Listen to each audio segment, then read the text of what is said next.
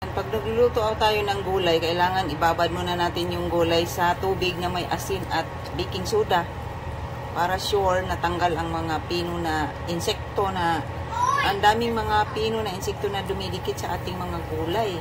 Kaya para siguradong malinis na ang ating kinakain ay nakababad siya sa baking soda at asin or konting suka. Ayun. Patay ang mga insekto. Kaya malinis na yung ating. Hello, shout out. Ayan, magsigang na naman tayo. Ayan, oh, kumpleto na sa ricados. Kumpleto na yan lahat dyan. Pork, malambot na, talong, okra, sitaw, may gabi yan. Susunod natin yung dahon. Ayan, oh. Magsabaw naman tayo kasi maulan-ulan ngayon. May bagyo daw darating.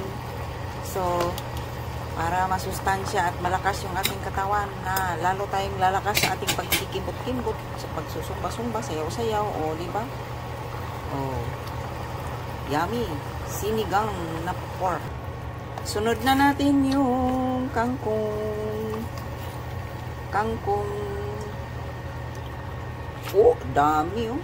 Talagang pag ako'y nagluluto ng ulam na may gulay, naku, puno sa gulay yan.